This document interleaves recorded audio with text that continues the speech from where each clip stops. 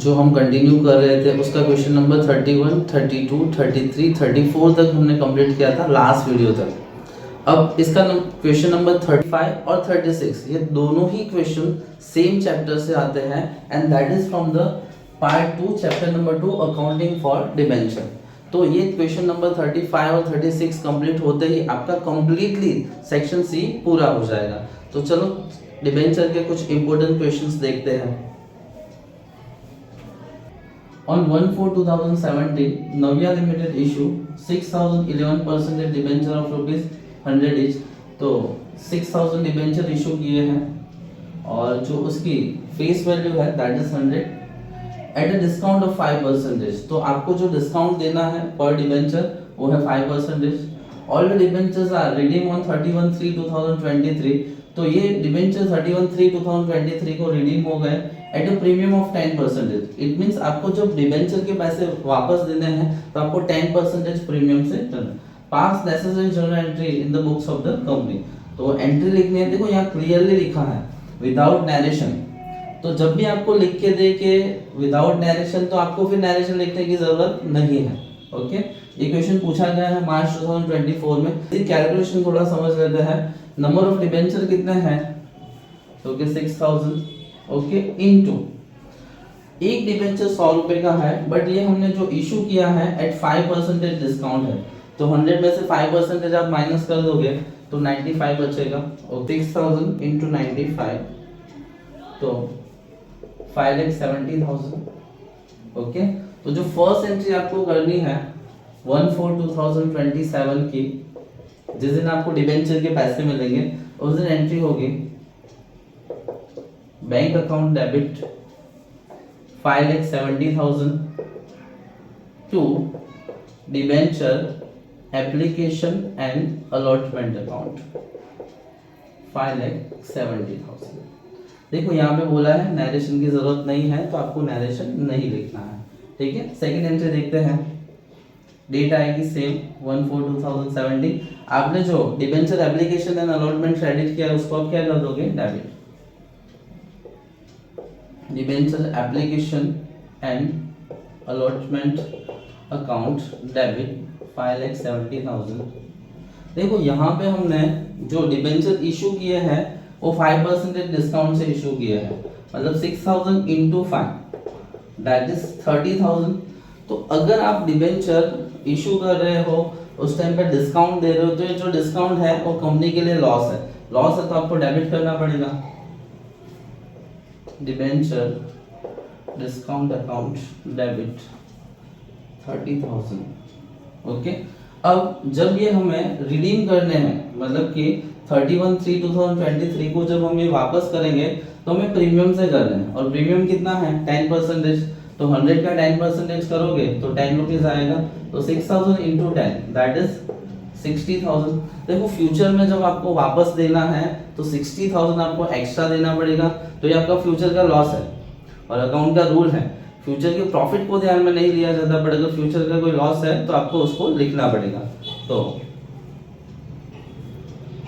Loss on issue of debenture account debit कितना होगा 60,000 to debenture आपका कितना था face value 100 rupees to 11% debenture account 6,000 multiply by 100 that is 6 lakh to 11% debenture account 6 lakh to premium on redemption account. जब आपको redeem करना है तो आपको प्रीमियम देना है 6,000 multiply bye 10 that is 60,000। Okay, पता चला? एक बार वापस से देख लो। आपको जो debenture application and allotment credit किया था वो डेबिट कर देना है। आपको डिस्काउंट देना है 5 रुपीज के हिसाब से 30,000। तो डिस्काउंट आपका लॉस है तो वो भी डेबिट हो जाएगा। इन फ्यूचर जब आपको वापस देना है तो आपको प्रीमियम देना है 10 रुपीज। तो आपका फ्यूचर का लॉस है, आपको मेंशन करना पड़ेगा। तो loss on issue of debenture account debit 60,000 to 11% debenture. 11% debenture कितना है 6,000 into 100 that is 6 lakh।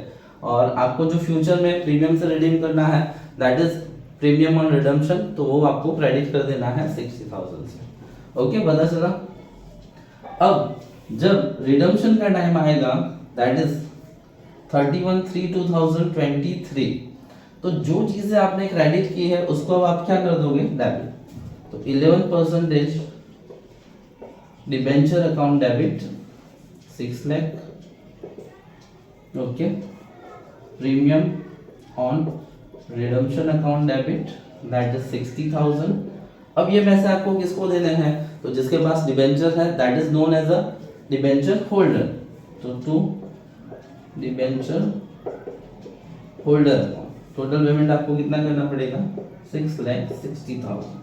Okay, तो ये एंट्री है जब डिबेंचर की अमाउंट ड्यू होगी तब। अब आप इसको पेमेंट कर दोगे।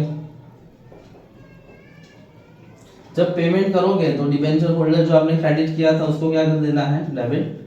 तो debenture holder account debit 6,60,000 to bank account 6,60,000। Okay, पता चला। तो एक बार इसका स्क्रीनशॉट ले लो ताकि आप इसकी अच्छे से प्रैक्टिस कर पाओ।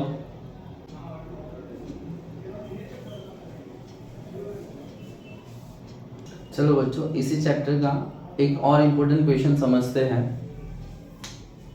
A company purchase it's own 9% 7,000 debenture of rupees 100 each at rupees 97 in the open market and immediately cancel them after the purchase. Give journal entries without narration March 2023. तो यहाँ पे कंपनी ने क्या किया है, मार्केट से अपने खुद के ही डिबेंचर परचेज कर लिया। अब इसकी फेस वैल्यू थी 100 बट मार्केट से इन्होंने परचेज किए हैं 97 में। ओके, परचेज करने के बाद ये डिबेंचर कंपनी ने क्या कर दिया है, कैंसिल कर दिया। तो डेट है नहीं तो नंबर डाल देते हैं। ओके, ओन डिबेंचर परचेज किए हैं तो यहाँ पे आपको लिखना है ओन डिबेंचर अकाउंट डेबिट। अब कितने डिबेंचर परचेज किए हैं, तो कि 7,000। कितने में, तो कि 97 में। तो 7,000 मल्टीप्लाई बाय 97 दैट इज 6,79,000। तो ओन डिबेंचर अकाउंट डेबिट होगा 6,79,000 से।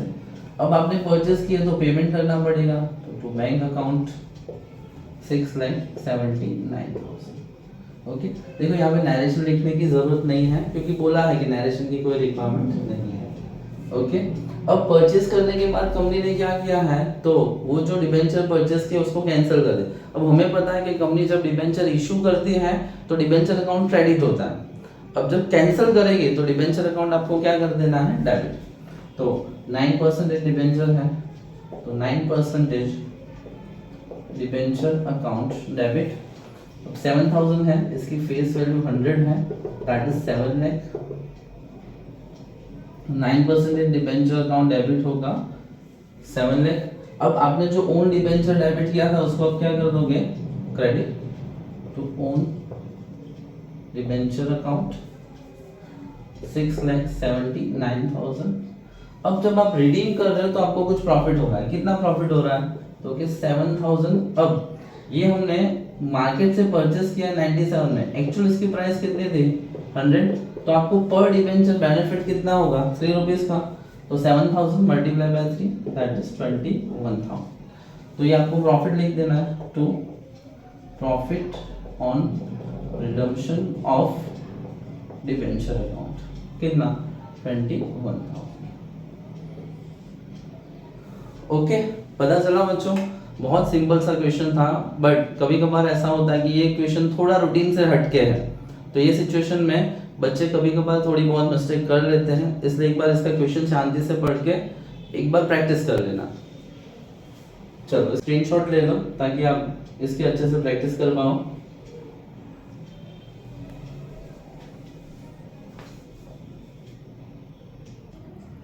चलो बच्चों, इसी चैप्टर का एक और इम्पोर्टेंट क्वेश्चन डिस्कस करते हैं।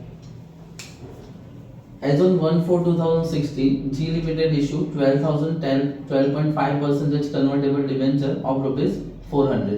तो यहाँ पे कंपनी ने 12,000 डिबेंचर इशू किए हैं और जो पर डिबेंचर फेस वैल्यू है that is 400। All the debentures will be converted into equity shares of rupees 10 at 50% premium. तो ये जो डिबेंचर इशू किए हैं वो कन्वर्टेबल डिबेंचर्स हैं। तो यहाँ पे बोला गया है कि जो डिबेंचर है उसको आपको कन्वर्ट कर देना है इक्विटी शेयर्स में, और जब भी कन्वर्ट करोगे तो इसकी प्राइस क्या है, तो कि इसकी फेस वैल्यू आपको शेयर की रखनी है 10 रुपीज, और ये जो शेयर्स आपको इशू करने हैं it is on a 50% premium. तो चलो इसकी एंट्री देखते हैं। कंपनी ने ये इशू किए हैं 1/4/2016 को। तो कंपनी जब भी डिबेंचर इशू करेगी तो कंपनी को पैसा मिलेगा। तो बैंक अकाउंट डेबिट, कंपनी ने 12,000 डिबेंचर इशू किए हैं और एक की प्राइस है 400। Okay, 1000 multiply by 400, okay 48 lakh. और क्रेडिट होगा to debenture application and allotment account 48 lakh. यहाँ पे नरेशन की कोई रिक्वायरमेंट नहीं है। Okay, second entry same date आएगी 1/4/2016। आपने जो debenture application and allotment credit किया है उसको क्या कर देना है, डेबिट।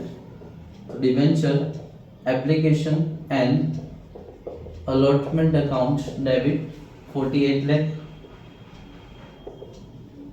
टू कितने परसेंटेज के डिबेंचर है, 12.5 to 12.5% debenture account 48 lakh. Okay, तो ये इशू की एंट्री हो गई। अब at the time of redemption date आपको दी है, रिडम्पशन है 1/4/2021 को। तो 1/4/2021 को जो आपने डिबेंचर क्रेडिट किए हैं उसको आप डेबिट कर दोगे। 12.5% डिबेंचर अकाउंट डेबिट 48 लाख, और आपको क्रेडिट करना है डिबेंचर होल्डर अकाउंट। ओके, पता चला। अब ये जो डिबेंचर्स हैं वो आपको कन्वर्ट करने हैं किस में, तो कि इक्विटी शेयर में। अब यहाँ पे टोटल पेमेंट हमें जो डिबेंचर होल्डर को करना है वो 48 लाख का है। हमें जो इक्विटी शेयर देने हैं तो 10 रुपए का एक है 50% प्रीमियम, मतलब 10 रुपए का 50% 5 रुपए होगा। ओके, तो 48 लाख डिवाइडेड बाय 15, तो आपको नंबर ऑफ इक्विटी शेयर्स मिलेंगे। मतलब कंपनी को 3,20,000 इक्विटी शेयर्स इशू करने पड़ेंगे। चलो, तो जो इशू करने हैं हमें इक्विटी शेयर्स उसकी एंट्री कर देते हैं। डिबेंचर होल्डर आपने जो क्रेडिट किया था, जब हम उनको इक्विटी शेयर देंगे तो डिबेंचर होल्डर का अकाउंट क्या कर देना है, डेबिट। तो debenture holder account debit 48 lakh to equity share capital account. यहाँ पे आपको इक्विटी शेयर्स कितने देने हैं, 3,20,000। तो 3,20,000 multiply by 10 that is 32 lakh. और ये जो आपने इक्विटी शेयर्स इशू किए हैं वो प्रीमियम से किए हैं, तो सिक्योरिटी प्रीमियम अकाउंट 3,20,000, और प्रीमियम आपका 5 रुपए का है दैट इज 16 लाख। ओके, पता चला।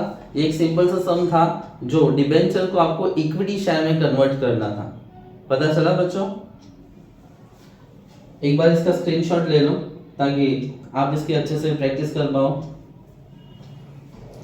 ये कुछ इंपॉर्टेंट क्वेश्चन थे रिलेटेड टू डिबेंचर। यहाँ पे आपका सेक्शन सी 31 से लेके 36 कंप्लीट होता है।